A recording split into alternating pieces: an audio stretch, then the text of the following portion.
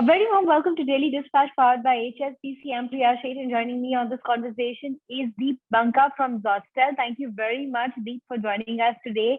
I want to begin by talking a little bit about how the last couple of months have been, because considering that the hostel culture has suffered amid this pandemic, are things looking up now? Are people coming back to hostels? What's the scenario out there? Yes, of course, indeed. Things have been stabilizing quite normally, thankfully, across the hospitality sector as we speak, especially with regards to the leisure tourism. And hostels at this moment predominantly are focused more towards catering to the leisure segment. So with the growth coming back, with the second wave dying down, the third wave not having a tremendous impact, things are looking much positive right now. And with regards to recovery, if we talk about, there has been almost like a 90 to 95% recovery with regards to our business now at this moment as Right. When it comes to hostels, there are a lot of apprehensions in terms of, common areas, dormitories. How are you looking at addressing that? Do you think that, this is something that you're going to look at modifying or tweaking, or you're going to, wait it out?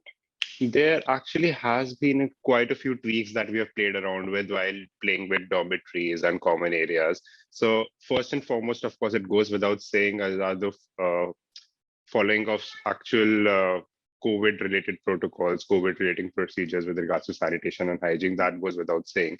But apart from that, also we have created some very specific inventory or block very specific rooms to probably transition it as a long stay room only. So only people who are staying for a month or more are staying in that particular room, which helps them create a bubble within themselves and helps them create a isolating bubble within the property as well. So that helps. Also, we have had a lot of requests wherein dorm rooms are also being sold as group rooms for, like, let's say you're a group of 4 to 5 friends traveling together and you want to have isolation as well as have community bonding, at least within the group itself, right? So they are even being transformed into group rooms so that they can cater to that purpose as well.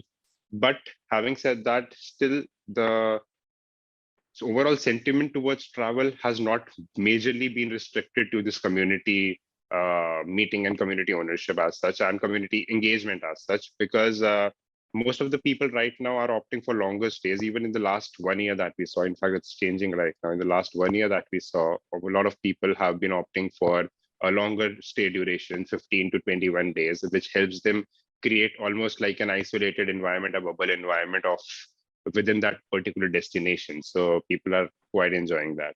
So I don't think that seems to be an issue at this moment. Give us a sense in terms of what would be your key growth levers for 2022? What kind of strategies are you looking at in terms of overall growth for Zostel? Well, the strategy has always been plain and simple. It's about community mobilization. We work with a very lean team, and we ask the community to step forward and come up, help us open and scout more locations. Even in the beginning of this year, we started an exhaustive community mobilization program called as the Dream Team, wherein we are asking local people to help join hands with us, understand their locality better, and sort of bring what's the best value addition in their property, in their proper location up on the map. That proper location may be a hostel, maybe a homestay, or maybe a resort also, maybe a campsite also. So we are not in particular restricted to hostels as a segment anymore, but yes, we are very much engaged with the local community that we have built across these years.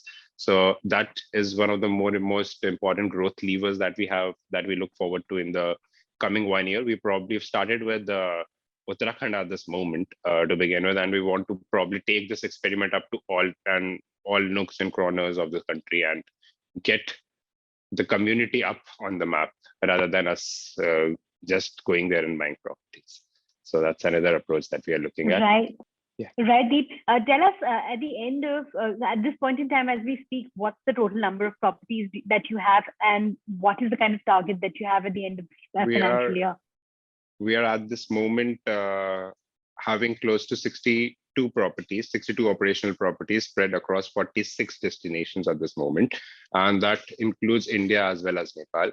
By the end of this year, we aim to reach about 100 at least. However, the growth plans in which we are doing in the next 2 to 3 years, we are looking at approximately expanding on to 200 to 250 destinations across the span of India and probably Southeast Asia around it.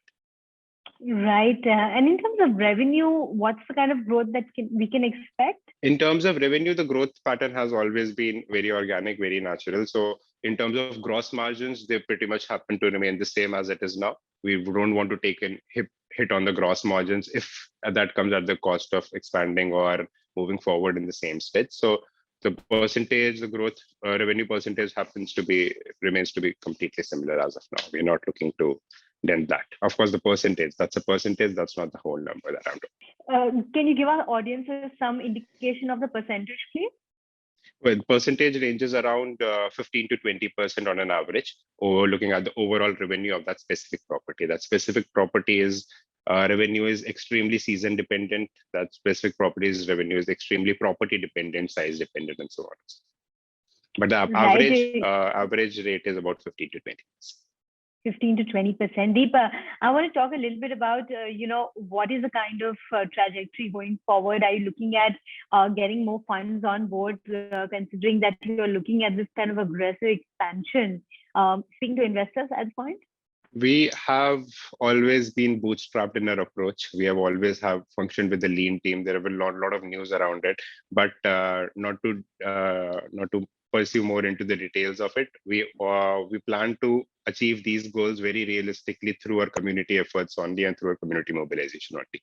With or without money, that is something that will happen in its due course. But at this moment, we are looking to just organically also reach those target numbers. And as we speak, they do not come across as aggressive to me. They are in fact conservative in nature.